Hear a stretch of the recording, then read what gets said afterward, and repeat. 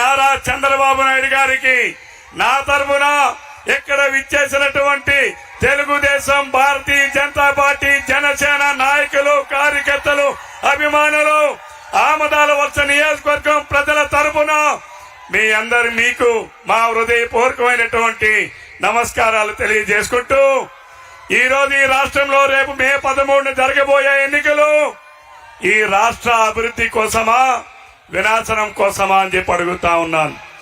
రేపు మే 13 జరిగే ఎన్నికలు ఈ రాష్ట్రంలో మళ్లీ వినాశనం కావాలా, అభివృద్ధి కావాలా? ఈ రాష్ట్ర ప్రజలు విజ్ఞతతో ఆలోచించేటటువంటి సమయం ఆసన్నమైందని చెప్పి ఈ సందర్భంగా తెలియజేస్తున్నాను.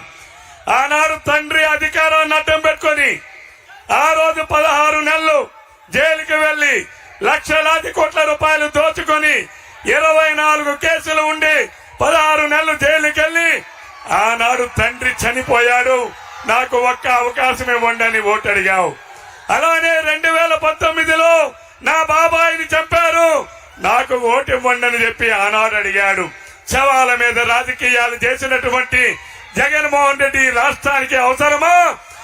నీ పిల్లల భవిష్యత్తు కోసం, ఈ రాష్ట్ర అభివృద్ధి కోసం, ఈ రాష్ట్ర రాజధాని నిర్మాణం కోసం, రాష్ట్రంలో ఉన్నటువంటి ప్రాజెక్టులు పూర్తి చేయడం కోసం, ప్రతి ఎకరాకి సాగునీరు అందించడం కోసం, ప్రతి ఇంటికి తాగునీరు అందించడం కోసం కృషి చేస్తున్నటువంటి మన చంద్రబాబు నాయుడు గారి రాష్ట్రానికి కావాలన్నా ప్రజలు విజ్ఞతతో ఆలోచించాలని కోరుతా ఉన్నాను. మీరొక్కసారి ఆలోచించండి. 2019లో ఒక్క ఛాన్స్ అంటే ఒక మోసగారికి ఓటేశారు.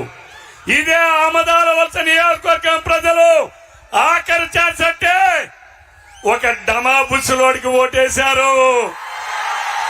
నిజమేనా? నిజమేనా? ఏ ఊరికైనా నీళ్ళు వచ్చాయా? ఆనాడు నేను ప్రారంభించిన రోడ్లు పూర్తి చేశారా? నారాయణపురం రీమోడర్నైజేషన్ పూర్తి చేశారా? పంచదార నాగావళి అనుసంధానం పూర్తి చేశారా? మన మున్సిపాలిటీలో ఇంటికి నీరు ప్రారంభించి ఆ రోజు ఇవ్వాలని నేను ప్రారంభించిన పనులు పూర్తి చేశారా? మరి ఏం చేశాడు? ఈ 5 సంవత్సరాలు ఏం చేశాడు? మన ఆమదాల వలస అభివృద్ధి చెందిందా లేదా? ఆమదాల వలస అభివృద్ధి చెందలేదు, కానీ మన డమా పుచ్చులోడు బాగా అభివృద్ధి చెందాడు. అవునా కాదా? నిజమా కాదా? బ్రిడ్జికి అవతల 6 అంతస్తుల భవనం ఆమదాల వలసలో ఎవరైనా కట్టారా? ఎవరికైనా ఉందా? బ్రిడ్జికి అవతల పక్కన ఒక పెట్రోల్ బంకు. అవునా కాదా? కప్పరాడులో 7 ఎకరాల భూమి, టెక్కలలో 26 ఎకరాల భూమి, నూతివీడులో 80 ఎకరాల భూమి, శ్రీకాకుళంలో 4 అంతస్తుల భవనాలు.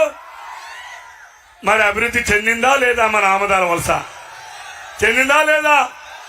సీతారాం అభివృద్ధి చెందితే మన ఆమదాల వలస చెందినట్టే కదా? నిజం కాదా ఇది? ఈ రోజు పాపం ఏ గ్రామాలకు వెళ్ళినా ఈ డమాబుచ్చులోడు చెప్తాడు, నేను చేశా అని. ఏం చేశావయ్యా సీతారాం అని అడుగుతా ఉన్నాను. తాగడానికి నీళ్ళు ఇచ్చావా? సాగు చేసుకోవడానికి నీళ్ళు ఇచ్చావా? లేదు ఎవరైనా అనాథలుంటే వాళ్ళని ఆదుకున్నారా? శ్రీకాకుళం నుంచి ఆమదాల వలస రోడ్డుని 5 కిలోమీటర్లు 10 కిలోమీటర్ల 5 సంవత్సరాల్లో రోడ్డు వేయలేనటువంటి ఈ అసమర్థ అవినీతి పరుడు మరి చేశా అని మాట్లాడుతా ఉన్నాడు. విజ్ఞులైన ప్రజలు ఆలోచించాలని చెప్పి నేను కోరుతా ఉన్నాను. మన ఆమదాల వలస నియోజకవర్గం అభివృద్ధి చెందాలి. ఆనాడు చంద్రబాబు నాయుడు గారి నాయకత్వంలో 20,000 ఎకరాలకి కొత్త ఆయకట్టుకు నీరివ్వాలని వంశధార నాగావళి నదుల అనుసంధానం ప్రారంభించాం. అలానే ఎన్నో లిఫ్ట్ ఇరిగేషన్లు ప్రారంభించాం. నేటికి కూడా పూర్తి చేయలేనటువంటి అసమర్థుడు ఈ తమ్మినేని సీతారాం అని చెప్పి ఈ సందర్భంగా తెలియజేస్తున్నాను. ఆనాడు 34 గ్రామాలకు రోడ్లు ప్రారంభిస్తే నేను 50% పనులు పూర్తి చేస్తే మిగిలిన పనులు కూడా పూర్తి చేయలేని అసమర్థుడు, అవినీతి పరుడు ఈ తమ్మినేని సీతారాం అని చెప్పి ఈ సందర్భంగా తెలియజేస్తున్నారు. ఈ రోజు ఒక్కసారి ఆలోచించండి. ఆనాడు ఒక్క ఛాన్స్ అంటే ఒక దుర్మార్గుడికి ఓటేశాం. ఆఖరి ఛాన్స్ అంటే ఆ దమాబుచ్చులోడికి ఓటేశాం.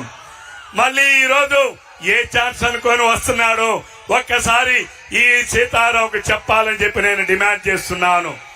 అలానే ఈనాడు మనం ఈ రాష్ట్రం కోసం ఆలోచన చేయండి.